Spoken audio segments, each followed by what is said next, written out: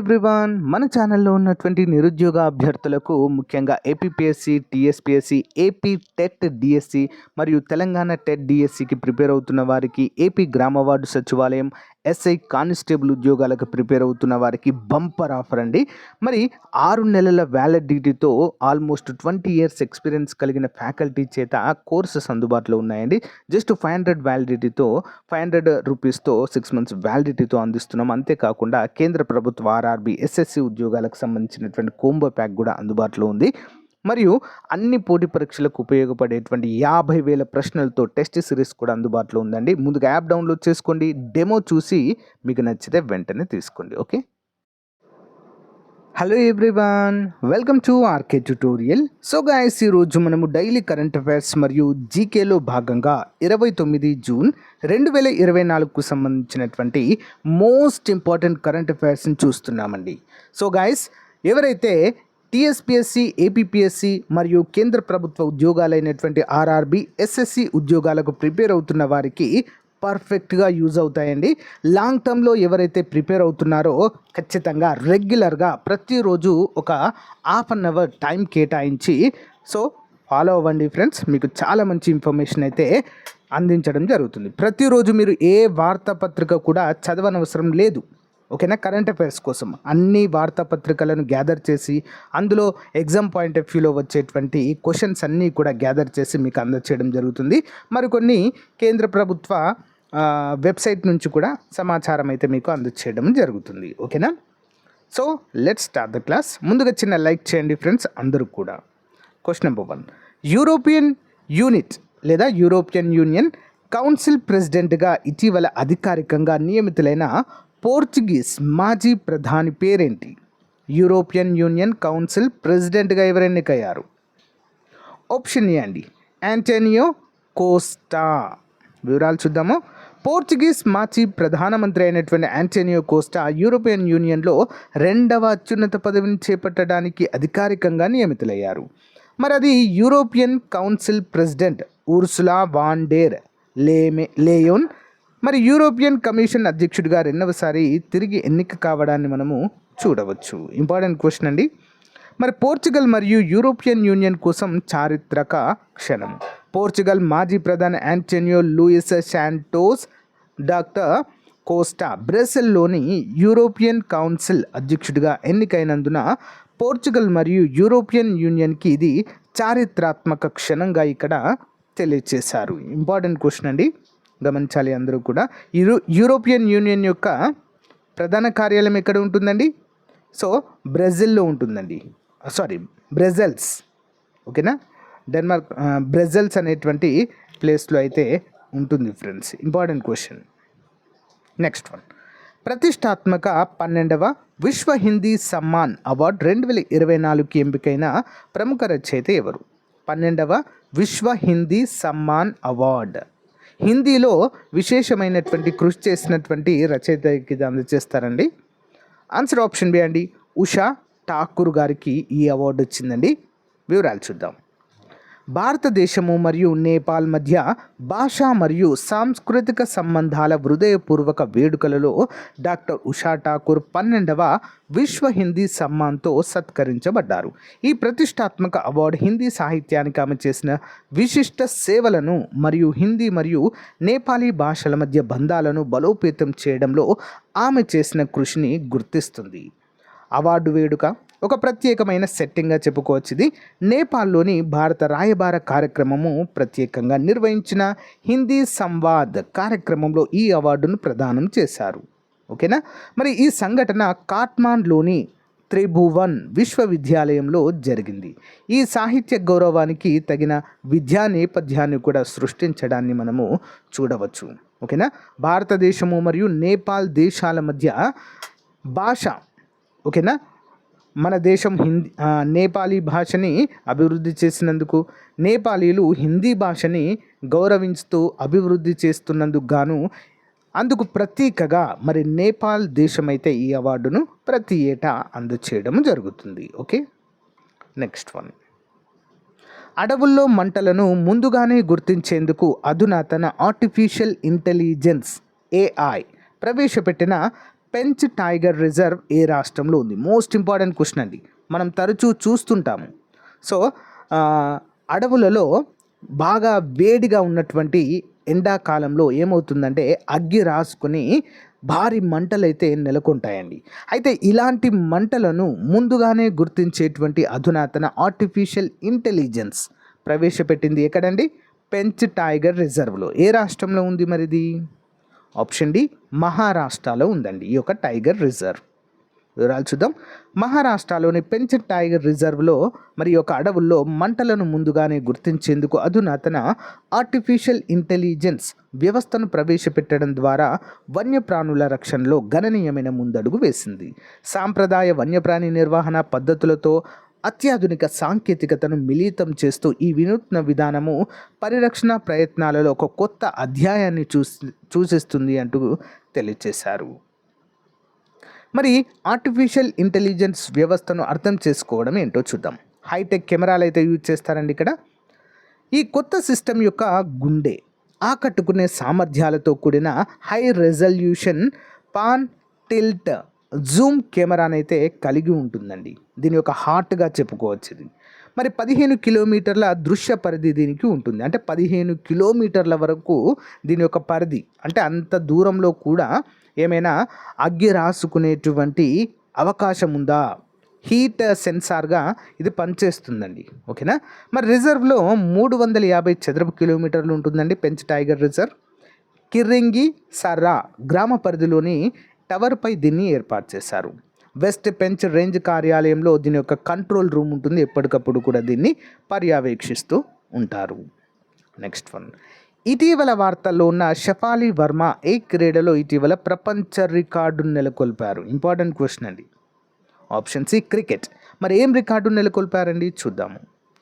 శుక్రవారం చెన్నైలోని చెపాక్ స్టేడియంలో భారత యువ ఓపెనర్ షఫాలి వర్మ దక్షిణాఫ్రికాపై వన్ ఆఫ్ టెస్ట్ మ్యాచ్లో రికార్డు బద్దలు కొట్టిన డబుల్ సెంచరీతో క్రికెట్ చరిత్రలో తన పేరును నిలిపారు. షఫాలి అద్భుతమైన ఇన్నింగ్స్, కొత్త రికార్డు హోల్డర్గా అయితే నిలిచారు. షఫాలి కేవలం 194 బంతుల్లో 205 పరుగులు చేశారు. మహిళల టెస్ట్ క్రికెట్లో వేగవంతమైన డబుల్ సెంచరీ రికార్డును బద్దలు కొట్టింది. మునుపటి రికార్డు అన్నాబెల్ సదర్లాండ్ ఆస్ట్రేలియా 248 బంతుల్లో ఈ రికార్డు ఉండేదండి. సో దాన్ని తిరగరాస్తూ కేవలం 194 బంతుల్లోనే ఈ యొక్క ఘనత సాధించిన క్రీడాకారిణి షఫాలి వర్మ అండి, మన ఉమెన్స్ క్రికెటర్. ఓకే, చూద్దాం. కేంద్ర ప్రభుత్వము జూన్ 28, 2024న విదేశాంగ కార్యదర్శిగా క్రింది వారిలో ఎవరిని నియమించింది? ఇంపార్టెంట్ క్వశ్చన్ అండి, ఎగ్జామ్లో వచ్చేటువంటి అవకాశం ఉన్న question. Option A, Vikram Misri. వారి పేరేంటి? విక్రమ్ మిశ్రీ. వివరాలు చూద్దాం. Deputy national security adviser Vikram Misri విదేశాంగ కార్యదర్శిగా జూలై 15న బాధ్యతలు స్వీకరిస్తారని ప్రభుత్వము జూన్ 28న ప్రకటించింది.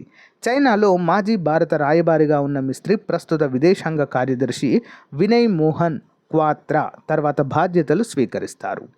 విక్రమ్ మిశ్రీ నియామకము. Vikram Misri IFS Indian foreign service 1989 batch ఆఫీసర్గా చెప్పుకోవచ్చండి. జాతీయ భద్రతా మండలి సెక్రటేరియట్లో డిప్యూటీ నేషనల్ సెక్యూరిటీ అడ్వైజర్గా, విదేశాంగ కార్యదర్శిగా పలు బాధ్యతలు నిర్వహించారు. 15 జూలై 2024న వైస్ శ్రీ వినయ్ క్వాత్రా పర్సనల్ మంత్రిత్వ శాఖ ఈ ప్రకటన తెలపడం అయితే చూడవచ్చు. ఇంపార్టెంట్ క్వశ్చన్ అండి. షాంఘై సహకార సంస్థ వార్షిక శిఖరాగ్ర సమావేశం 24 జూలై 3-4వ తేదీల్లో ఏ దేశంలో నిర్వహించనున్నారు? ఇంపార్టెంట్ క్వశ్చన్ అండి. షాంఘై సహకార సంస్థ యొక్క ప్రధాన కార్యాలయం షాంఘై చైనాలో ఉంటుందండి. ఓకేనా. మరి ఈ యొక్క వార్షిక సమావేశం ఎక్కడ నిర్వహించనున్నారండి అంటే ఆన్సర్ ఆప్షన్ డి, కజకిస్తాన్ దేశంలోని ఆస్తానా అనేటువంటి ప్లేస్లో, కజకిస్తాన్ రాజధాని. వివరాలు చూద్దాం.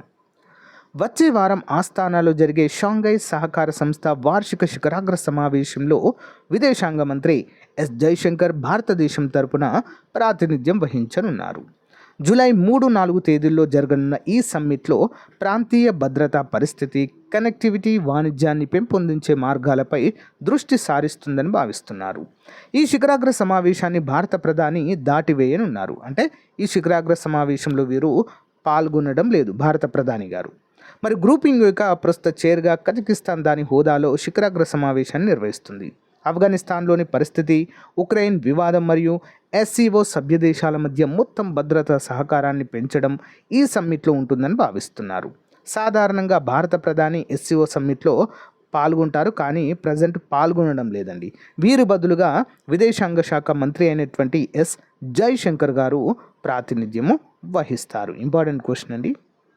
నెక్స్ట్ వన్, డిఆర్డిఓ రూపొందించిన బూస్టర్ కాన్ఫిగరేషన్తో high speed expendable aerial target heat, దీన్నే మనము అభ్యాస్ క్షిపణి అంటాము.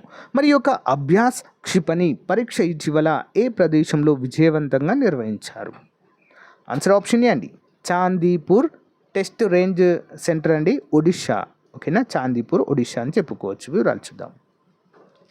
Defence research and development organisation ఒడిషాలోని చాందీపూర్లోని ఇంటిగ్రేటెడ్ టెస్ట్ రేంజ్ నుంచి మెరుగైన బూస్టర్ కాన్ఫిగరేషన్తో high speed expendable aerial target Abhyas యొక్క 6 వరుస డెవలప్మెంట్ ట్రయల్స్ను విజయవంతంగా పూర్తి చేసింది. అభ్యాస్ అంటే ఏంటి మరి? అభ్యాస్ అనేది ఏడీఈలో అభివృద్ధి చేయబడుతున్న high speed expendable aerial target. ఇది ఒక క్షిపణి అండి. ఇది ఆయుధ వ్యవస్థల సాధన కోసము వాస్తవిక ముప్పు దృశ్యాంతాన్ని అందిస్తుంది. ఏడీఈలో అభివృద్ధిలో మరి ఆటోపైలట్ సహాయంతో స్వతంత్ర ప్రతిపత్తిగా ఎగిరేలా అభ్యాస్ రూపొందించబడింది. అభ్యాస్ ఆయుధ సాధన కోసం అవసరమైన ఆర్సిఎస్, విజువల్ మరియు ఐఆర్ ఆగ్మెంటేషన్ సిస్టమ్లను కలిగి ఉంది. అభ్యాస్ 13 మే 2019న విజయవంతంగా ఫ్లైట్ టెస్ట్ చేయబడడం అయితే మనం చూడవచ్చు. ఇదొక ఫ్లైట్ అండి, ఫ్లైట్ క్షిపణిలను మోసుకెళ్ళేటువంటి ఫ్లైట్గా మనమైతే చెప్పుకోవచ్చు. ఇంపార్టెంట్, గమనించాలి. నెక్స్ట్ వన్, ఐక్యరాజ్య సమితిలో హిందీ వినియోగం పెంచడానికి ఒక ప్రాజెక్టులో భాగంగా 10 మిలియన్ భారీ సహకారము మన దేశం అందించింది. ఏంటండి ఆ ప్రాజెక్ట్ పేరేంటి మరి? ఆప్షన్ బి అండి, హిందీ @UN. ఓకే, ఏం ప్రాజెక్ట్ అండి? హిందీ @UN. అంటే హిందీలో మాట్లాడడానికి, ప్రపంచ దేశాలకు హిందీ అర్థం కావడానికి వారికి సరైన అవగాహన కల్పించడం వంటి అంశాలైతే ఇందులో ఉంటాయి. వివరాలు చూద్దాం. ఐక్యరాజ్య సమితిలో హిందీ వినియోగాన్ని విస్తరించడానికి హిందీ @UN ప్రాజెక్టు కోసం భారత ప్రభుత్వము మరి 11,69,746 $, అంటే ఆల్మోస్ట్ $1 మిలియన్ భారీ సహకారాన్ని అందించింది. ఐక్యరాజ్య సమితిలో హిందీ వినియోగాన్ని విస్తరించేందుకు భారత ప్రభుత్వం నిరంతర ప్రయత్నాలు చేస్తుంది. UN డిపార్ట్మెంట్ ఆఫ్ పబ్లిక్ ఇన్ఫర్మేషన్తో సహకారము. ఈ ప్రయత్నాలలో భాగంగా Hindi @UN project, UN public information విభాగం సహకారంతో హిందీ భాషలో ఐక్యరాజ్య సమితి యొక్క ప్రజల వ్యాప్తిని మెరుగుపరచడం మరియు ప్రపంచవ్యాప్త అవగాహనను విస్తృతం చేయడం లక్ష్యంగా 2018లో ప్రారంభించబడింది. మరి ప్రపంచవ్యాప్తంగా హిందీ మాట్లాడే మిలియన్ల మంది ప్రజల సమస్యలు న్యూయార్క్లోని UNకు భారతదేశం యొక్క శాశ్వత మిషన్ నుండి ఒక పత్రికా ప్రకటనను చదివి వినిపించడం అయితే చూడవచ్చు. ఇంపార్టెంట్. నెక్స్ట్ వన్, ప్రతి సంవత్సరం జూన్ 30న నిర్వహించే అంతర్జాతీయ పార్లమెంటరిజం దినోత్సవం 2024 థీమ్ ఏంటి? అంతర్జాతీయ పార్లమెంటరిజం దినోత్సవం యొక్క థీమ్ ఆన్సర్ వచ్చేసి ఆప్షన్ ఏ అండి, పార్లమెంటరీ దౌత్యం, శాంతి మరియు అవగాహన కోసం వంతెనలను నిర్మించడము. ఇంపార్టెంట్ క్వశ్చన్ అండి. వివరాలు చూద్దాం. సో వివరాలు అయితే చూద్దాము. అంతర్జాతీయ పార్లమెంటరిజం దినోత్సవాన్ని ఏటా జూన్ 30న జరుపుకుంటారు. ఈరోజు ప్రజాస్వామ్య పాలనలో పార్లమెంటుల పాత్రను జరుపుకుంటుంది మరియు దేశాల మధ్య శాంతి మరియు అవగాహనను పెంపొందించడంలో వాటి ప్రాముఖ్యతను తెలియజేస్తుంది. 2024 థీమ్ పార్లమెంటరీ దౌత్యము. 2024లో పార్లమెంటరీ దౌత్యం శాంతి మరియు అవగాహన కోసం వంతెనలను నిర్మించడంపై దృష్టి కేంద్రీకరించబడింది. అంటే శాంతి మరియు అవగాహనను పెంచేటువంటి ఆ బ్రిడ్జ్ ఏదైతే ఉందో ఆ బ్రిడ్జ్ని నిర్మించడమే ముఖ్యమైన అంశంగా ఈ యొక్క దినోత్సవం నిర్వహించారు. మరి అంతర్జాతీయ సహకారం మరియు సంఘర్షణల పరిష్కారానికి పార్లమెంటేరియన్లు ఎలా దోహదపడగలరో ఈ థీమ్ నొక్కి చెబుతుంది. ఇంపార్టెంట్. నెక్స్ట్ వన్, భారత ఆర్మీ ఇటీవల 72 గంటల్లోనే 70 అడుగుల బెయిలీ బ్రిడ్జ్ని రికార్డు సృష్టించారండి. ఏంటి? బెయిలీ బ్రిడ్జ్ని నిర్మించి రికార్డు సృష్టించారు. అయితే ఇది ఏ రాష్ట్రంలో ఉంది మరి? బెయిలీ బ్రిడ్జ్ కేవలం 72 గంటల్లోనే 70 అడుగుల బ్రిడ్జ్ అండి. ఎక్కడ? సిక్కింలో. వివరాలు చూద్దాం. ఇండియన్ ఆర్మీ త్రిశక్తి కోర్కు చెందిన ఇంజనీర్లు 72 గంటల్లోనే 70 అడుగుల బెయిలీ బ్రిడ్జ్ని నిర్మించారు. సిక్కింలోని గ్యాంగ్టక్ వద్ద దిక్చు సాంక్లాంగ్ రహదారిపై ఈ నిర్మాణాన్ని చేపట్టారు. జూన్ 23న నిర్మాణ పనులను ప్రారంభించి 72 గంటల్లోనే నిర్మించారు. ఎడతెరిపి లేని వర్షాలు, సాంకేతిక అడ్డంకులను అధిగమించి దీన్ని పూర్తి చేశారు. ఈ సందర్భంగా బార్డర్ రోడ్స్ ఆర్గనైజేషన్ స్థానిక అధికారులు ఆర్మీకి సహకరించారు. ఇటీవలి వరదల కారణంగా నార్త్ సిక్కింలోని అనేక ప్రాంతాల్లో రోడ్లు ధ్వంసమయ్యాయి. దీంతో రాకపోకలు నిలిచిపోయాయి. ఈ నేపథ్యంలో ఆర్మీ ఇంజనీర్లు బ్రిడ్జ్ నిర్మాణాన్ని పూర్తి చేసి తెగిపోయిన ప్రాంతాలకు కనెక్టివిటీని కూడా పునరుద్ధరించడాన్ని చూడవచ్చు. Important question. నెక్స్ట్ వన్, పేదరిక ప్రాంతాల అభివృద్ధి కొరకు నీతి ఆయోగ్ ఆధ్వర్యంలో 2024 జూలై 1న ప్రారంభించనున్న పథకం. మోస్ట్ ఇంపార్టెంట్ క్వశ్చన్ అండి. ఓకేనా? ఆ పథకం పేరేంటి అంటే ఆప్షన్ ఏ, సంపూర్ణత అభియాన్. వివరాలు చూద్దాం. దేశంలోని అత్యంత అభివృద్ధి చెందని ప్రాంతాలు అంటే కరువు పీడిత ప్రాంతాలు, ఓకేనా, బిలో పావర్టీ లైన్ అంటే చాలా పేదరికంలో ఉన్నటువంటి ప్రాంతాలలో పురోగతిని అంచనా వేసేందుకు నీతి ఆయోగ్ ఆధ్వర్యంలో 2024 జూలై 1 నుంచి దేశవ్యాప్తంగా సంపూర్ణత అభియాన్ అనేటువంటి పథకాన్ని ప్రారంభించనున్నట్లుగా NITI Aayog chief executive officer BV Subrahmanyam తెలిపారు. గురువారం ఢిల్లీ నుంచి ఉన్నతాధికారులతో కలిసి వీడియో కాన్ఫరెన్స్ ద్వారా కొమ్రంభీం ఆసిఫాబాద్ జిల్లా కలెక్టర్ వెంకటేష్ దోత్రే, జిల్లా సంక్షేమ శాఖ అధికారి భాస్కర్, జిల్లా విద్యాశాఖ అధికారి అశోక్తో మాట్లాడారు. జూలై 1 నుంచి నిర్వహించిన సంపూర్ణత అభియాన్ పథకంపై సమీక్షా సమావేశాన్ని కూడా నిర్వహించడాన్ని చూడవచ్చు. ఇంపార్టెంట్ క్వశ్చన్ అండి.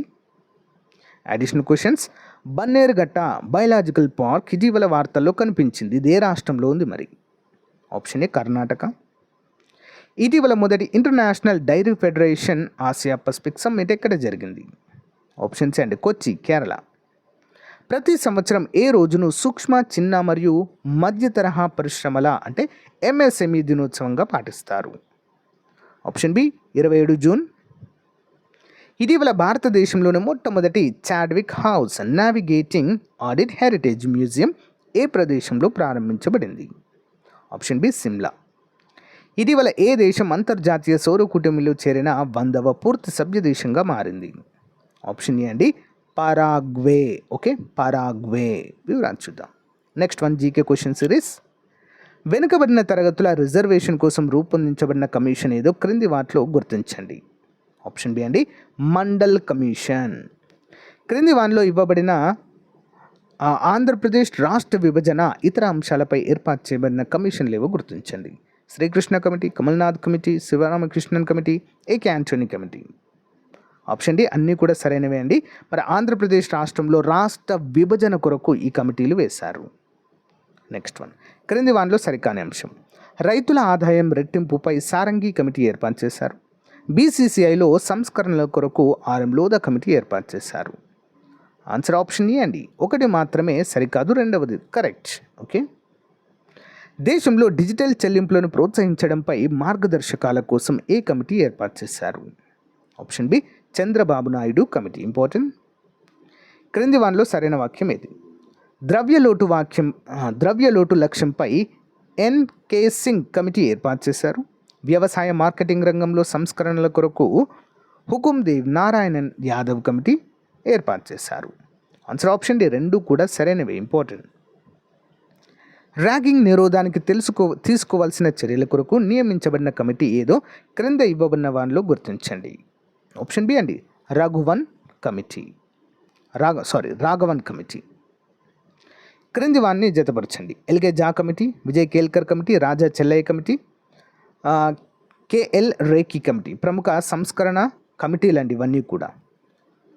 LK Jha committee 1978, Vijay Kelkar committee 2002, Raja Chelliah committee 1991, K L Rekhi committee 1992లో వేశారు. క్రింద ఇవ్వబడిన కమిటీలు దేనికి చెందినవి? Jeevan Reddy commission committee, Subramaniam committee, Bharucha committee. దేనికోసం అండి? ఆప్షన్ బి, రక్షణ సంబంధిత వ్యవహారాలపై మరి ఈ కమిటీని వేయడం అయితే చూడవచ్చండి. నెక్స్ట్ వన్, క్రింద ఇవ్వబడిన వాటిలో పన్నుల సంస్కరణలపై ఏర్పరిచిన కమిటీలేవో గుర్తించండి. పన్నుల సంస్కరణల కోసం KL రేఖీ committee, Parthasarathi షోమ్ committee, Raja Chelliah committee, Vijay Kelkar committee. అన్నీ కూడా సరైనవండి, పన్నుల కోసం విధించినటువంటి కమిటీలు. క్రింద ఇవ్వబడిన వాటిలో పట్టణ పేదలకు ఆశ్రయంపై ఏర్పరిచిన కమిటీ ఏదో గుర్తించండి. పట్టణ పేదలకు ఆశ్రయం కల్పించడానికి justice Kailash Gambhir committee. So guys, ఇది రోజుకు సంబంధించిన మోస్ట్ ఇంపార్టెంట్ కరెంట్ అఫైర్స్ అండి. మీకు నచ్చితే లైక్ చేయండి, తప్పకుండా మీ ఫ్రెండ్స్తో షేర్ చేయడం మాత్రం మర్చిపోవద్దు. Thank you for support. Have a nice day. Bye.